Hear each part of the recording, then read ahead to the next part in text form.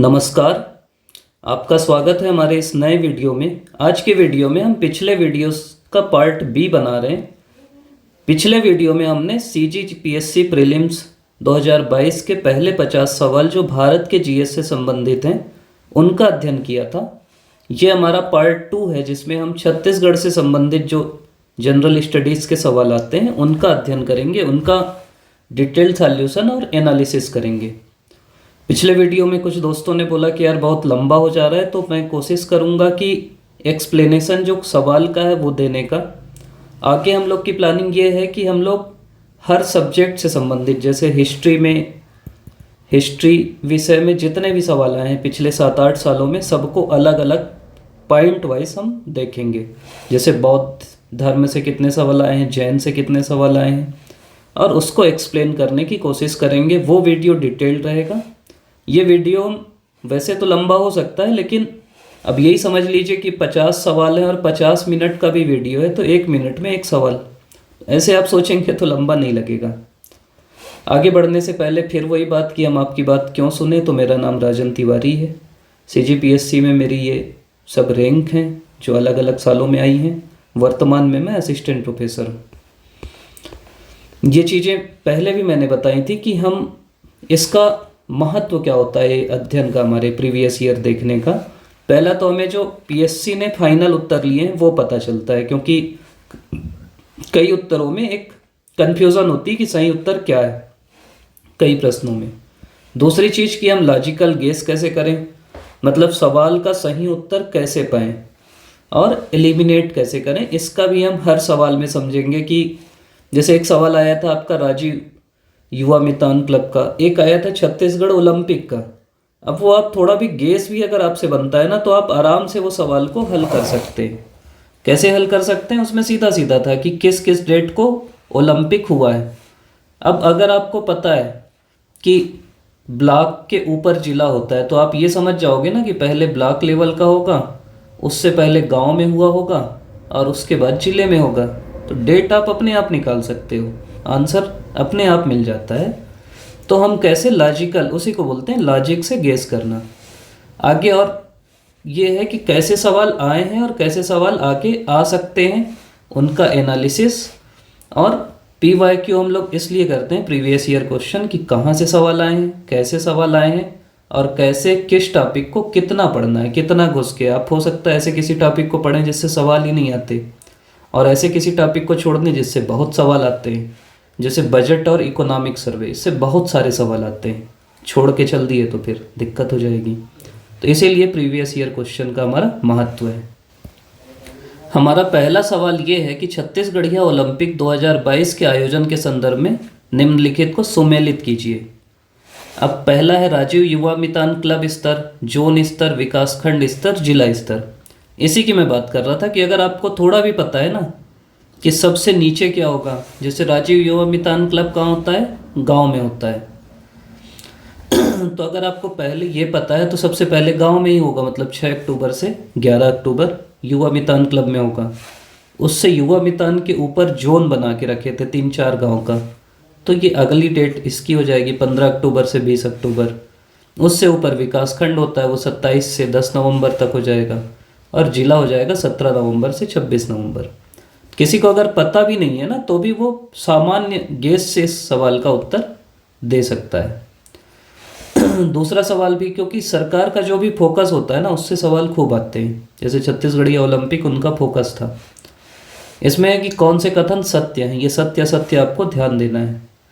पहला जो है कि इसमें कुल 14 खेल स्पर्धाएं हैं, सही बात है बिल्कुल। गिल्ली डंडा खेल में गिल्ली की लंबाई 10.5 सेंटीमीटर होती है, वो कोई नहीं नाप सकता, लेकिन अगर आप उसका डॉक्यूमेंट पढ़ें तो पता चल जाएगा। गिल्ली डंडा खेल में 2 निर्णायक होते हैं जिन्हें सुसिरिया कहते हैं, मतलब वो सीटी बजाते हैं, और बिल्लस खेल भी इसमें शामिल था। तो ये चारों इसके सही आंसर हैं। अगली चीज़ ये है कि चलिए ये सवाल तो आ गए। अब ऐसे सवाल को लोग बोले कि किसी करंट अफेयर में नहीं मिला था ये कितना सेंटीमीटर होता है, तो कैसे हम टेकल करें। तो इसका सबसे अच्छा होता है कि जो गवर्नमेंट का डॉक्यूमेंट है ना ओरिजिनल, उसी को पढ़ लें। जैसे अगर आप यहाँ देखेंगे, अब इस साल तो आएगा छत्तीसगढ़िया ओलंपिक 23-24, तो इसमें अब सीधा सीधा देखिए कि 23-24 पहली चीज़ ये आ सकता है कि कब से शुरू हो रहा है। तो ये शुरू होगा आपका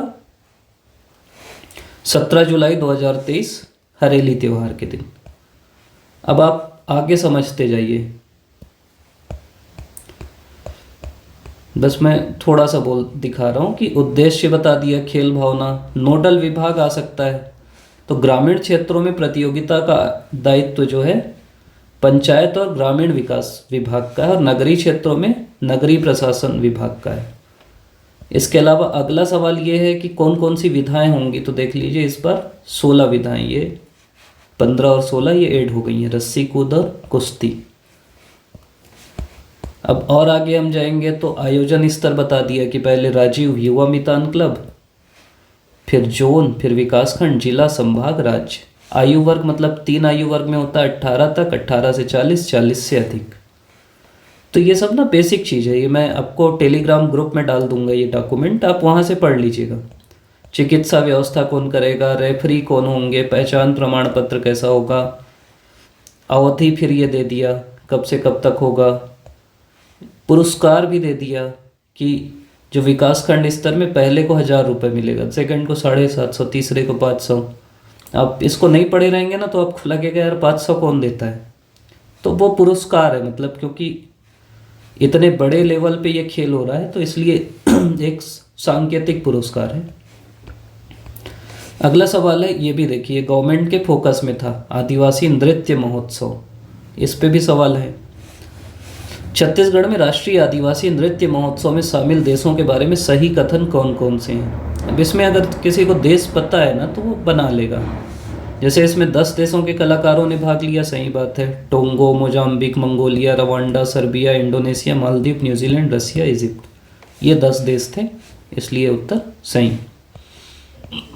इसके लिए अपन यही कर सकते हैं कि अभी जो लेटेस्ट करंट अफेयर है, मैं कोशिश करूंगा अगर आप लोग बोले तो इसके लिए अपन वीडियो बना देंगे जिसमें जो इस साल जो भी घटनाएं हुई हैं उसको हम उसका अध्ययन करें। ये तो पिछले साल हो गया। फिर वही है कि नृत्य और संबंधित राज्य, तो जैसे जो चिराग नृत्य है ना वो होता है मिजोरम में। उसके बाद फिर जो हारून नृत्य है ना ये होता है उत्तराखंड में। जो आपका ढोलू कुनिया नृत्य है ये होता है कर्नाटक में, और लक्षद्वीप में होता है लावा। ये ऐसे सामान्य जानकारी के लिए भी आपको पता रहना चाहिए। और ये छत्तीसगढ़ में जो हुआ था ना उसमें ये सब नृत्य हुए थे। ये मैं इसीलिए आपको लिस्ट दे दिया हूँ कि किस राज्य में कौन सा लोक नृत्य है। जैसे असम में बिहू है, भोरताल है, अरुणाचल में बाल्डो है, छत्तीसगढ़ में राउत है, गोवा में फुगड़ी है, गुजरात में डांडिया है, हिमाचल में नाटी है, जो भी याद हो सके, महाराष्ट्र में लावणी है, जो आपको याद हो सकता है नागालैंड में चांगलो है। ये सामान्य भारत के जीएस में भी ये सवाल आ सकता है। जितना हो सकता है उतना आप कर सकते हो। मुख्यमंत्री भेंट मुलाकात के तहत माननीय मुख्यमंत्री श्री भूपेश बघेल के डोंगरगढ़ प्रवास के दौरान किस जाति को अनुसूचित जनजाति में शामिल किए जाने की घोषणा की गई, तो उसका उत्तर है पारधी। पारधी एक जनजाति है, उनको घोषणा की गई कि अब इनको भी अनुसूचित जनजाति में शामिल किया जाएगा। ये करंट का ही सवाल है। फिर है कि भुइयां पोर्टल में कितने व्यक्तिगत वन अधिकार पत्र अपलोड किए गए। ये भी अब है तो खतरनाक सवाल, लेकिन करंट में होता है। करंट में इसलिए ज़्यादा नहीं बता रहा हूँ आपको क्योंकि इसके बारे में हम एक वीडियो बना देंगे इससे संबंधित। जैसे ये जो जनजाति है, आगे क्या सवाल आ सकता है ये ध्यान से समझ लीजिए, मेंस में भी आता है। एक होता है पर्टिकुलरली वल्नरेबल ट्राइबल ग्रुप, अति पिछड़ी जो जनजातियां होती हैं उनके बारे में। तो छत्तीसगढ़ में ये 5 जनजातियां हैं जो भारत सरकार घोषित करती है। इसको ऐसे याद किए थे हम लोग, ABBKK, अबूझा मड़िया, बैगा, बिरहोर, कमार, पहाड़ी कुरवा, और 2 भुंजिया और पंडो। ये 2 जनजातियां हैं जो राज्य सरकार ने विशेष पिछड़ी घोषित करके रखा है। क्या उसका क्राइटेरिया होता है, तो ये आ सकता है सवाल में। पहला तो pre agriculture level of technology, मतलब उनकी जो तकनीक है वो एग्रीकल्चर से पहली वाली हो, मतलब वो झूम कृषि जो सुने होगे ना वो करते हैं। दूसरा है लो लेवल ऑफ लिटरेसी, मतलब साक्षरता दर कम हो, इकोनॉमिक बैकवर्डनेस हो, मतलब आर्थिक रूप से पिछड़े हों, और उनकी जनसंख्या या तो कम होती हो या तो रुकी हुई हो। अभी तक भारत में 75 पीवीटीजी हैं। सबसे पहले ये 1975 में गवर्नमेंट ने चालू किया था, उस समय 52 लोग को डिक्लेयर किया था और 93 में 23 और डिक्लेयर किए, तो टोटल मिला के कितने हो जाएंगे 75। टोटल एसटी कितनी जनजातियां हैं, तो 705 जो वो हैं क्या बोलेंगे ट्राइब्स हैं जिनको शेड्यूल्ड ट्राइब का दर्जा है। ये टोटल 17 राज्य और एक यूनियन टेरिटरी में, मतलब टोटल 18 बोल सकते हो। तो ये सवाल आ सकता है क्योंकि फैक्ट खूब ज़्यादा पूछता है। ये भुइयां की बात जो थी, तो मैं सीधा सीधा इसका जो वेब पेज है ना वही आपके सामने ले आया हूँ। इस टाइप का है। इसमें क्या क्या होता है कि भुइयां में क्या होगा कि आपको जैसे आपको ज़मीन की डिटेल देखना है तो आप सीधा सीधा अपना नाम सर्च करोगे, आपका B1 खसरा सब आपको मिल जाएगा। देखिए B1 P1 प्राप्त करें, नामांतरण करें, नामांतरण की वर्तमान स्थिति, राजस्व न्यायालय में आवेदन करें, साहूकारी लाइसेंस लें, डिजिटल हस्ताक्षरित आवेदन, फसलवार क्षेत्राधन रिपोर्ट है, मतलब कहाँ कौन सी फसल बोई गई, कृषि खातेदार जिनके द्वारा फसल ली गई, भू नक्शा, भूमि संधारण, परिवर्तित भूमि संधारण खसरा, वर्षा की जानकारी, फसल कटाई, मासिक प्रगति रिपोर्ट। ये सब इसलिए मैं आपको दिखा रहा हूँ कि ये पूछ सकता है कि ये पोर्टल में क्या क्या है, तो आपको पता रहना चाहिए कि ये चीज़ें हैं।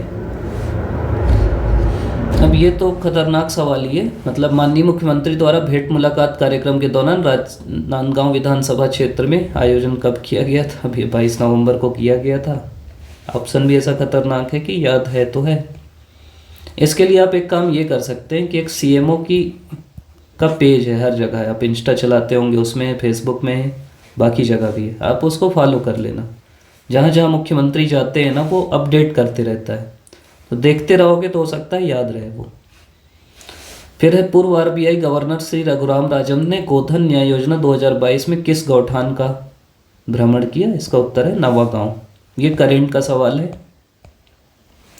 ये भी करेंट का सवाल है कि छत्तीसगढ़ राज्योत्सव 2022 में किसको कौन सा सम्मान मिला। जैसे पिछले साल जो सम्मान मिले थे वो आप समझ लीजिए कि जो लक्ष्मी प्रसाद जायसवाल हैं उनको लखनलाल मिश्र सम्मान मिला। उसके बाद फिर गुंडाधुर सम्मान मिला अमितेश मिश्र को, गुरु घासीदास सम्मान मिला खेमचंद भारती को, और ठाकुर प्यारेलाल सम्मान मिला अशोक अग्रवाल को। तो ये चारों सम्मान है। मेन हमको क्या करना है, ऐसे छत्तीसगढ़ में 12-13 सम्मान है। सभी का कारण है कि ये किसके लिए कौन सा सम्मान है। जैसे गुरु घासीदास सम्मान जो है उत्थान के लिए, सामाजिक उत्थान के लिए, तो वो हम समझ लेंगे कौन सा सम्मान किसके लिए और किसको मिला। यही सवाल आते हैं, उसके अलावा नहीं आते। छत्तीसगढ़ के बजट 2022 के अनुसार वर्ष 21-22 के लिए छत्तीसगढ़ के जीएसडीपी के क्षेत्रवाल घटक निम्नलिखित हैं। सीधा सीधा ये बजट का सवाल है। बजट और इकोनॉमिक सर्वे से ना सीधे सीधे सवाल आते हैं। अपन वही कोशिश करेंगे कि अभी जो इस वर्ष का बजट है उसका हम लोग एक अलग से वीडियो बना लेंगे और उसमें मैं चर्चा कर लूँगा, क्योंकि ये आप याद रखोगे कोई मतलब नहीं है। उत्तर मैं बता देता हूँ कि इसका उत्तर है बी। मतलब कि ऐसा अगर बेसिक आपको पता है ना, क्योंकि वो नहीं बदलता। छत्तीसगढ़ में सबसे ज़्यादा जो शेयर है ना वो है उद्योग का, उसके बाद फिर सेवा का है और उसके बाद कृषि का है। मतलब उद्योग का करीब 40 है इस भाव में, प्रचलित भाव में। सेवा का 33 है, कृषि का 20 है, और डिफरेंस बिटवीन एक्साइज टैक्स का है 7%। मतलब कृषि का 20 है, सेवा का 33 है, उद्योग का 40 है। मतलब ये बेसिक भी पता है ना किसी को कि छत्तीसगढ़ में उद्योग ज़्यादा है भाई, तो वो बना लेगा सवाल। ई गवर्नेंस संबंध में सूचना और प्रौद्योगिकी अधिनियम 2000 के प्रावधानों को सम्मिलित कीजिए। ये भी वही वाला सवाल है कि आपसे बनता है अगर तो बनता है। ये मेन टॉपिक ना मेंस का है। मेंस में 4-5 अधिनियम है, जैसे सूचना का अधिकार है, ई गवर्नेंस वाला अधिनियम है, इंफॉर्मेशन टेक्नोलॉजी का, SC/ST एट्रोसिटी एक्ट है, ह्यूमन राइट एक्ट है। तो वो ना अपन पढ़ सकते हैं अलग से। प्री से में 1-2 सवाल आ जाते हैं, क्योंकि धारा वहीं पढ़ते हैं हम लोग, यहाँ नहीं पढ़ते। उत्तर अगर आपको समझना है तो देखिए इसकी धारा ये अलग अलग है। जैसे इसकी जो धारा 4 है उसमें है कि रिकॉर्ड की कानूनी मान्यता के बारे में बात है। जो धारा 5 है वो इलेक्ट्रॉनिक हस्ताक्षरों की, जो आपका डिजिटल ई साइन होता है ना, उसकी मान्यता, कानूनी मान्यता, उसकी बात करता है। जो धारा 6 है वो सरकार और उसकी एजेंसियों में इलेक्ट्रॉनिक रिकॉर्ड और इलेक्ट्रॉनिक हस्ताक्षर का उपयोग, मतलब क्रम से है। तो जिसको वही लॉजिकल गेसिंग जो हम लोग बात कर रहे थे ना, देखो पहले मान्यता देंगे, उसके अगले अनुच्छेद में क्या बोलेंगे, उसका उपयोग कर सकते हो, और आगे बोलेंगे इसका प्रकाशन कर सकते हो। तो जिसको कुछ नहीं पता ना धारा, वो भी थोड़ा दिमाग, अगर वहाँ दिमाग ठंडा करके सोचता है तो उससे बन जाएगा। अगला सवाल है G2C से क्या अभिप्राय है, तो गवर्नमेंट टू सिटीजन, मतलब आप तो गवर्नमेंट है तो सिटीजन को ही देगी ना। तो इंफॉर्मेशन टेक्नोलॉजी से, IT से ठीक ठाक सवाल आए हैं, अगले साल भी आ सकते हैं, ध्यान रखना है आपको। छत्तीसगढ़ में NEGP मतलब नेशनल ई गवर्नेंस प्लान के तहत संचालित परियोजनाएं कौन कौन सी हैं, तो state wide area network, citizen contact centre, capacity building और एग्रीसेट एंड PDS। सभी परियोजनाएं, PDS तो आप सुने भी होंगे कि मतलब पब्लिक डिस्ट्रीब्यूशन सिस्टम जो होता है वो इसी से चलता है, ई गवर्नेंस। तो इसका उत्तर 4 हो जाएगा। छत्तीसगढ़ में घोषित अनुसूचित क्षेत्र के संबंध में कौन से सही है, मतलब कौन सा जिला संपूर्ण रूप से अनुसूचित क्षेत्र है। सीधा सीधा अगर आपको पता करना है तो हमारे यहाँ जो जिले हैं जो पूर्ण रूप से अनुसूचित क्षेत्र हैं, पहला है सरगुजा, दूसरा है कोरिया, तीसरा है बस्तर, चौथा है कांकेर, पांचवा है जसपुर, कोरबा, दंतेवाड़ा। मतलब ऊपर आपके मेन देखेंगे तो सरगुजा है, कोरिया है, जसपुर है, थोड़ा नीचे आएंगे कोरबा है, फिर 3 नीचे के हैं बस्तर, कांकेर और दंतेवाड़ा। अब यहाँ आप देखोगे सरगुजा है, कोरबा है, जसपुर है, रायगढ़ नहीं। तो 1, 2 और 4 पूर्ण रूप से अनुसूचित हैं। अगला सवाल है कि निम्नलिखित संस्थानों आयोगों के संदर्भ में आपको ईयर, ये भी बेसिक सवाल है, हमको ईयर याद रहना चाहिए। जैसे आपका जो अल्पसंख्यक आयोग है, जब छत्तीसगढ़ बना सबसे पहले इन्हीं का गठन हुआ, मतलब अल्पसंख्यक आयोग जो है आपका 2001 में बना। इसके बाद फिर 2003 में आपका उर्दू अकादमी की स्थापना होती है। मतलब आप ऐसा समझो, पहले अल्पसंख्यक आयोग बना, वो बोले हमको उर्दू पढ़ना है, 2003 में वो बना। फिर ग्रामीण विकास संस्थान बना 2005 में, और आदिम जाति अनुसंधान प्रशिक्षण संस्थान बना 2004 में। तो ये कई संस्थान है, महिला आयोग बना, राजभाषा आयोग बना, इसका अलग से हम लोग वीडियो में देख लेंगे, ये याद रहना चाहिए हमको। अगला सवाल है, ये विलोपित हो गया था PSC के द्वारा। ब्रिटिश शासन के रिकॉर्ड के अनुसार कौन सी ताहुद्दारी कैप्टन सैंडिस ने निर्मित की। सैंडिस ना मेन इसलिए जाना जाता है कि इसने 2 ताहुद्दारियाँ बनाई, एक लोरमी 1826 में, तरेंगा 1828 में। इसमें दोनों ऑप्शन है ही नहीं, इसलिए विलोपित हो गया। इसके अलावा सैंडिस जो है ना, अंग्रेजी भाषा छत्तीसगढ़ में लाने में इसका महत्वपूर्ण योगदान था। अंग्रेजी कैलेंडर लाया, डाक व्यवस्था लेके आया, तार व्यवस्था लेके आया। तो ये सब सैंडिस का काम था। छत्तीसगढ़ में जिला पंचायत के गठन के बारे में क्या सही है, मतलब जिला पंचायत में कौन कौन लोग आते हैं। पहला तो निर्वाचन क्षेत्रों से निर्वाचित सदस्य, ये तो जाएंगे ही ना, जो मतलब जो चुन के जाते हैं, जिनको हम लोग चुनते हैं। लोकसभा के ऐसे सदस्य जो संसदीय निर्वाचन क्षेत्रों का प्रतिनिधित्व करते हैं और पूर्णतः या अंशतः जिले के भाग में आते हैं, ये भी आएंगे। मतलब जैसे आपका जिला बिलासपुर है, तो उस जिले में अगर कोई लोकसभा सदस्य आता है तो वो पूर्णतः भी आ सकता है और अंशतः भी आ सकता है, वो भी जा सकता है। इसके अलावा जो राज्यसभा के सदस्य हैं जिनका नाम जिले के ग्राम पंचायत क्षेत्र की मतदाता सूची में, ये ध्यान देना है ना, ग्राम पंचायत, क्योंकि जिला पंचायत है ग्राम वाली, नगर पंचायत में आएगा तो नहीं आएंगे। तो राज्यसभा सदस्य जिनका वहाँ मतदाता सूची में नाम है। अगला है लोकसभा के ऐसे सदस्य और राज्य विधानसभा के ऐसे सदस्य जिनका निर्वाचन पूर्णतः नगरीय क्षेत्र में। अब सीधी सीधी लॉजिकल बात है ना, कोई नगरीय क्षेत्र का अगर आदमी है तो उसको हम ग्राम पंचायत में क्यों लेंगे, तो ये नहीं आएंगे। मतलब उत्तर होगा आपका 1, 2 और 3। जनजाति विकास प्रशासन माडा के अंतर्गत क्षेत्र शामिल हैं, तो इसमें आपका बलौदा बाजार है, नचनिया है, कवर्धा है, गौरेला नहीं है। मतलब उत्तर होगा 1, 2, 3। अगला सवाल आपका होगा कि ये माडा है क्या, तो ये देख लीजिए। माडा पॉकेट मतलब होता है, माडा का फुल फॉर्म होता है मॉडिफाइड एरिया डेवलपमेंट अथॉरिटी।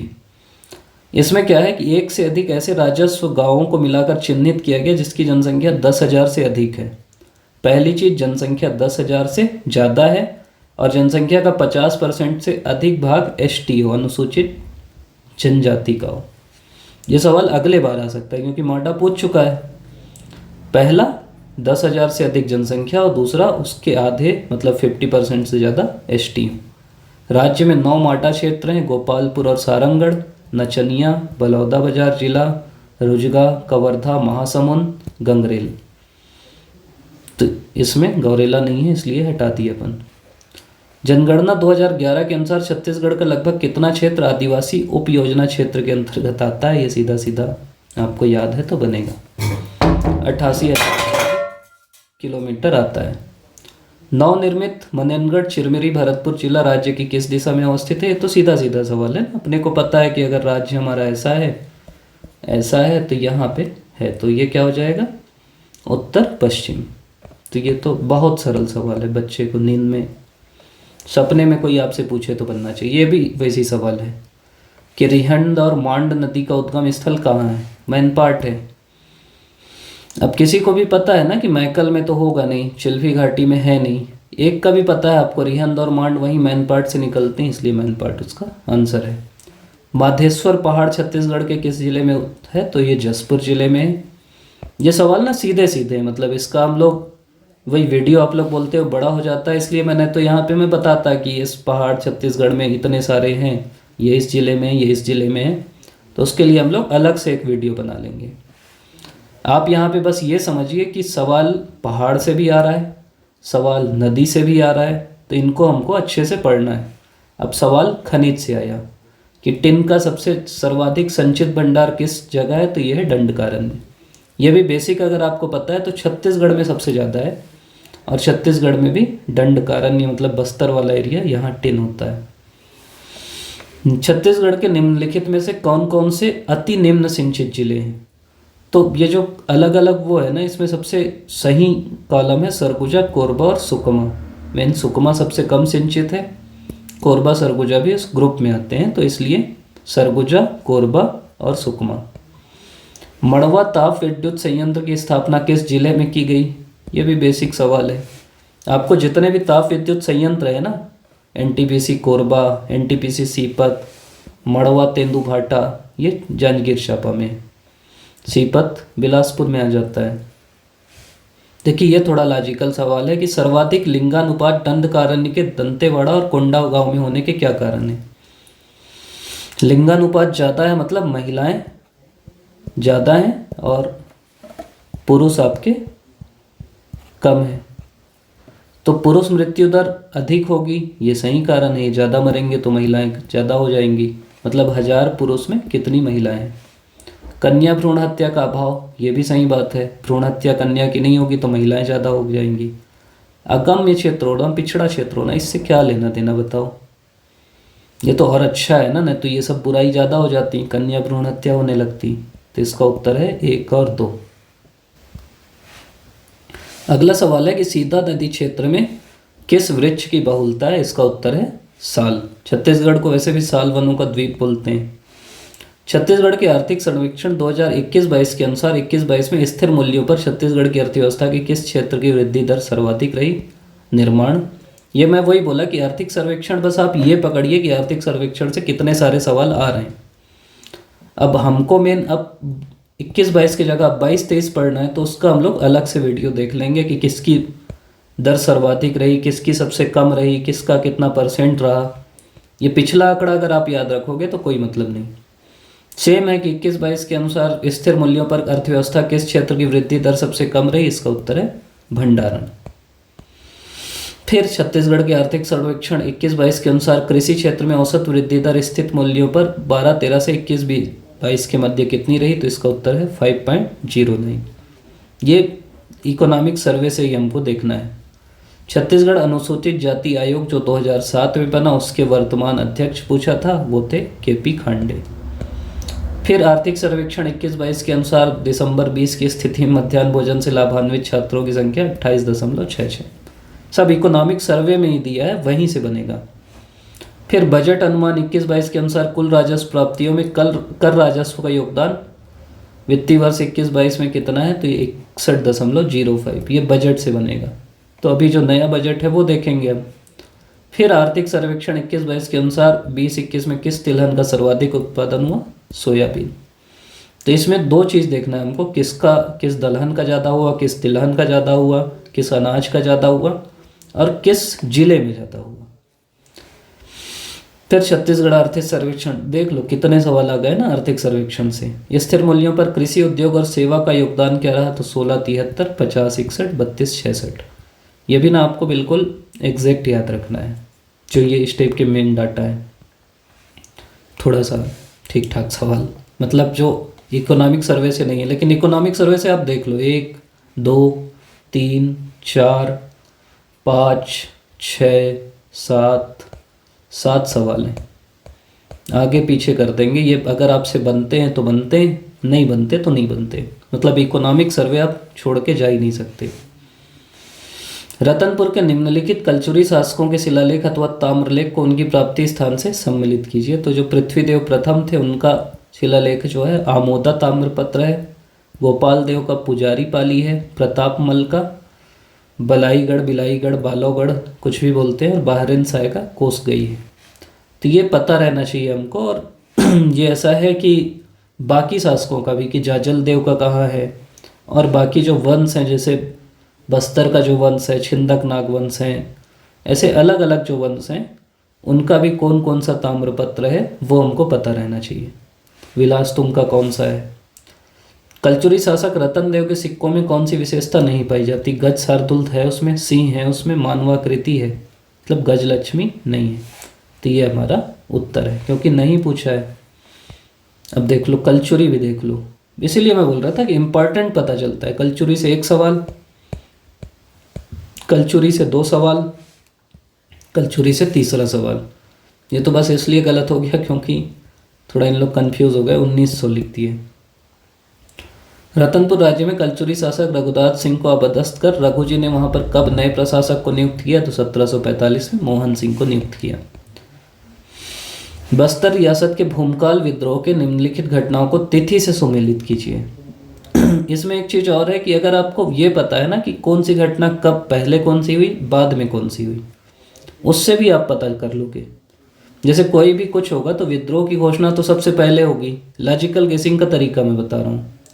अब घोषणा देखो 1910 या 1909 है, तो ए का उत्तर तो 3 ही होगा, मतलब ए का 3, मतलब 2 उत्तर तो ऐसे ही खत्म हो गए। अब उसके बाद दूसरा काम इन लोग क्या करते हैं कि विद्रोह की घोषणा करके मौर्य राज की घोषणा करते हैं 4 फरवरी 1910 में। उसके बाद फिर क्या करते हैं इन लोग, कुकानार पर आक्रमण कर देते हैं 7 फरवरी को, 2 दिन बाद। और आखिरी में गिरफ्तारी होगी। तो अगर आपको ये भी पता चलिए, ये दोनों नहीं पता, गिरफ्तारी आखिरी में होगी ना, सबसे आखिरी डेट ये 5 मार्च है।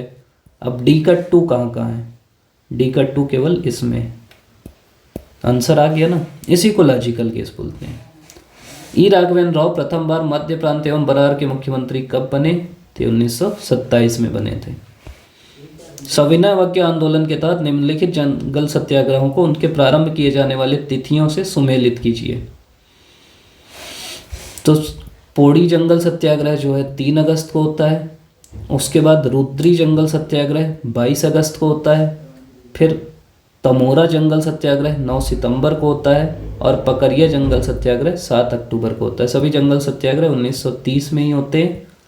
और इसके बारे में जो एक सवाल इससे भी आता है जंगल सत्याग्रह से, तो 6-7 सत्याग्रह हैं, सब में अलग अलग विशेषताएं हैं, कहाँ होता है उसको हम लोग अलग से पढ़ लेंगे। राजनांदगांव रियासत के शासक महंत घासीदास को ब्रिटिश शासन ने शासक होने का सनद कब दिया था, तो इसका उत्तर है 1865 में। यहाँ राजनांदगांव रियासत बैरागी प्रमुखों के नाम पे चालू हुई थी। ये क्या हुआ था कि अफगान युद्ध में लॉर्ड लिटन को 10,000 रुपए की सहायता दिए थे महंत घासीदास। बताओ, अफगानिस्तान का युद्ध है और ये दे रहे हैं कि लो भैया 10,000 मेरे तरफ से। इसी के बदले उनको फिर सनद दिया गया था शासक होने का। 1883 में इनकी मृत्यु हो गई थी। भक्ति आंदोलन के प्रसिद्ध संत वल्लभाचार्य का सवाल भी जनरली आता है। कहाँ हुआ था, तो चंपारण में हुआ था, 1479 में हुआ था। ये फेमस है इसलिए क्योंकि ये पुष्टि मार्ग के प्रवर्तक हैं, रुद्र संप्रदाय के भी थे ये।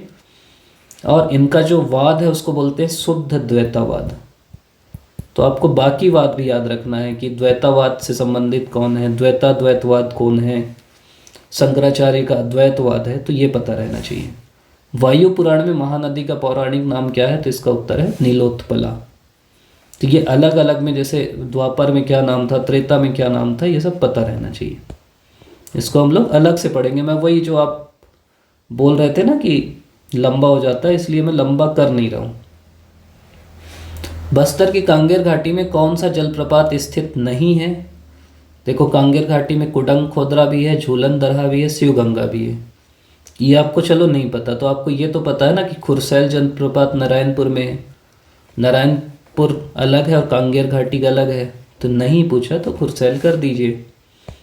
अगला सवाल है कि 3 माह तक चलने वाला त्यौहार बाली परब किस जनजाति में मनाया जाता है, तो इसका उत्तर है हल्बा। उसके बारे में अगर बेसिक जानकारी है तो इसमें क्या है कि सेमल का एक स्तंभ बीच में कर देते हैं, वहाँ पे दीप जला देते हैं, और 3 महीने लगातार चलता है, इसलिए वर्षा में नहीं करते, बाकी में करते हैं। बाली जगार प्रस्तुत करते हैं, और मतलब वो जो बाली आती है ना, पौधे जो होते हैं, उसी के कारण इसको बाली परब बोलते हैं।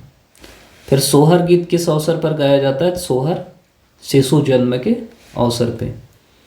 हम लोग जब याद करते थे, सोहर का मैं संधि विच्छेद कर दिया था। सोहर, सोहर मतलब उसको दिखाओ, सो करो। तो किसको, जो नया बच्चा आता है तो अपन बोलते हैं ना कि इसको दिखाओ, तो शिशु जन्म के अवसर पे सोहर गीत होता है। पंडवानी लोकगीत में प्रयुक्त होने वाला प्रमुख वाद्य यंत्र कौन सा है? तो ये खड़ताल है। ये भी हमको लोकगीत कौन कौन से हैं और कौन कौन सा वाद्य यंत्र किस में यूज होता है पता रहना चाहिए। इसके अलावा देखो, फिर लोकगीत आ गया। देवार क्या करते हैं? मैंने भिक्षा मांगते हुए जो गीत गाते हैं, जो लोग होते हैं भिक्षा मांगते हैं, उनको देवार बोलते हैं। भरथरी वैराग्य गीत है, इसकी मुख्य गायिका है सुरुजबाई खांडे, और ये आप राजा भरथरी और रानी पिंगला का जो वैराग्य है उसके बारे में। फड़ी जो है वो आपका व्यंग और हास्य गीत है, और ददरिया कई बार आ चुका है, ये एक प्रणय गीत है। छत्तीसगढ़ी शब्द फुसुर फुसुर का अर्थ क्या है? तो कोई भी छत्तीसगढ़ी थोड़ा भी समझता है तो जानता है कि फुसुर फुसुर क्यों कर रहे, काना फूसी क्यों कर रहे, इसके लिए फुसुर फुसुर यूज़ होता है। आपका बहुत बहुत धन्यवाद कि आप अभी तक वीडियो में बने हुए हैं।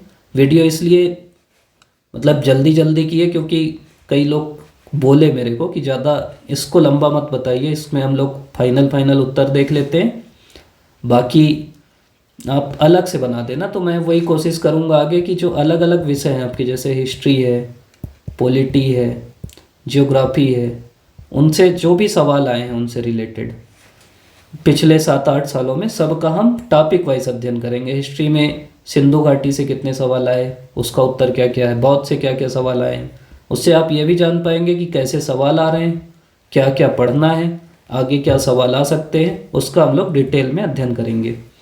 आपने वीडियो अभी तक देखा, इसके लिए धन्यवाद। ये जो पूरा PDF है ये मैं टेलीग्राम चैनल में डाल दूँगा। साथ में जो बोला था मैं ओलंपिक से रिलेटेड और कोई भी हमको मिलता है तो वो भी टेलीग्राम चैनल में डाल देंगे।